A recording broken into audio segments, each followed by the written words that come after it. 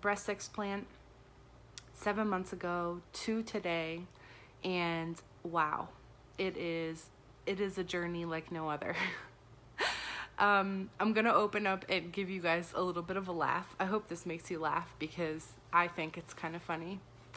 I have put together quite a list of vitamins and supplements to help me get through the days, because when you have something that's in your body that is not supposed to be hurting you, and yet mine were recalled, they were probably the worst type of implant to have, and I share this because this is helping more women or someone else who's maybe thinking of getting them. And I get a lot of inflammation. I am doing everything I can to eat gluten-free, have a cleaner diet, exercise, take supplements, work with holistic doctors, nutritionists, and it is not easy, but you know, it's the journey that I'm on, and I'm going to talk about it because it's going to help somebody.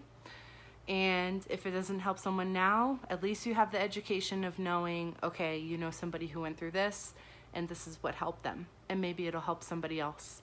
So the first one I have is vitamin D and K2. It's together. Then I have some good old vitamin B. This list is crazy long. Then I take Antranex, which helps drain things. Then I have Livoplex, which is putting the liver. Then I don't take these all in one day, guys. Gosh, I'm not crazy. Then I have Super C from Young Living, which is an amazing vitamin C. Sulfurzyme, this stuff has really been helpful lately. It helps with the pain. It's a powder, you drink it in water.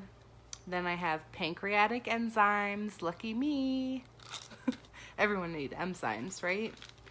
Then spirulina. Spirulina, this is the green pills. Yummy. It makes me feel good though. Another anti-inflammatory turmeric formula. If you notice, these are all different brands I have mixed in here, recommended by different people. And then HCl, because a lot of our guts gets messed up. That helps me with the digestion. I just think it's funny. My partner thinks that I am like at a nursing home with all of these different nutritional vitamin supplements. But I want to share with you guys because here I am, month 7, and I still have a while to go. I have a couple months to really release all this inflammation. And, you know, I could hide and put on a happy face and tell you, you know, everything is wonderful. But it's not a full realness to that if you're not sharing the truth. There are times I've come on Facebook where I've shared a story and I've gotten emotional and I've let the tears roll. I didn't feel like this is necessarily a time that would happen for me, just because, you know, I'm a little bit on the other side. And so I feel a bit empowered knowing that, that I am feeling better slowly but surely. The foot pain wasn't as bad today. I did feel a tweak in the morning. There's been days that I've been completely hobbling. It's been so painful. And during quarantine, like I'm not even, you know, necessarily working full time just yet. Excuse me. So, just think about if somebody in your family may have a chronic condition or something that they don't want to share with everyone. You're gonna feel like they're hiding something from you, or they're using that as a crux because they feel fear. They feel like there's a stigma. They don't want their job to know that this is what they're dealing with on a regular. So a lot of times the people who have these chronic problems are the ones who are so smiley because they have to have that mask in order to get through the day and, you know, hashtag hold it together. I don't necessarily believe that's all true. I think you could be a bit honest, but you should still do your best to try to do your job and put forth your best efforts. But at the same time, I don't think you need to completely hide what you're going through. So many people have scoliosis and different illnesses that they're talking about online, and they're not just groups of complaining. It's more of empowering, and this is what I did, and this is what you could do, and this might help you or might help a family member. So I hope that is encouraging. And now I'm going to flip it to the mindset piece here. So if it's not an illness, if it's not like a physical thing going on with you, it could be just a mindset of newness for you. It could be a feeling of not good enough. It could be you don't trust yourself fully. And so you're not sharing, and you're not being visible, and you're not expressing yourself to the full capacity.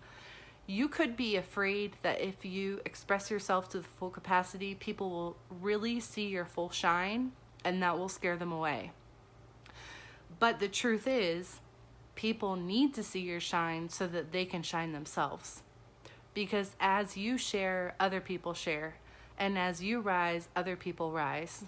And the world needs, especially women, the world needs masses of women who trust themselves. If you don't trust yourself, you're not going to follow through on what it is that you really want. So these are examples I wrote down for not trusting yourself. So you could feel like you're afraid you're going to drop the ball, or you're afraid you're going to look bad, or you might say the wrong thing. You wonder if things are even resonating with other people. I can say all these things because I've been through them, and there was a point where I was hiding, but it feels so much better to be clear. It feels so much better to be honest, to tell the true story. You know, I'm not sitting here saying like, yeah, I'm all better, and, you know, make it all like roses and everything like that. No, I'm being honest with you. I'm sharing the nursing home of nutritional supplements that I have. And I'm sure women who've been through what I'm going through can relate. Like, they're like, oh girl, I have even more than you do. You know, I haven't even showed you like the oils that I'm using, right?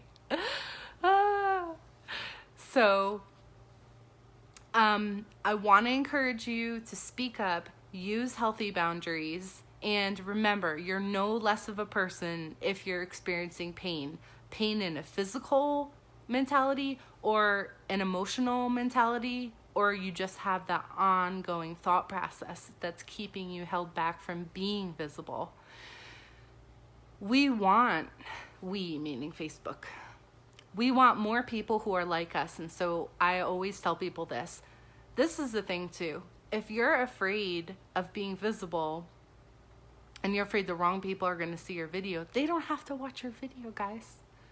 The right people will watch your video, and they will be inspired, and they will be motivated. And don't be afraid of that. So I'm going to leave you with this. And I know it's late, so if you guys are here and you caught the replay, put #replay. I'm sorry, I had like a bubbly, like with peppermint before this, and I seem to be burping a lot. You are enough, just as you are. I am a vocal confidence coach, and as you think, so you speak. And as you change, your speaking changes. And I truly believe that, and I work with women on how to upgrade their speaking and how to be visible and to speak with clarity when they are in their purpose, when they're standing their ground. And that goes in many different facets. It could be dating, it could be with family, it could be with working on your career. And it is something that I love. And if you have anyone that is interested in learning more about this, send them this video, share it. I'm gonna see if it's public. I'll fix that when I finish here. And even when you don't feel like shining as a star, you still are. I just don't want you to forget that.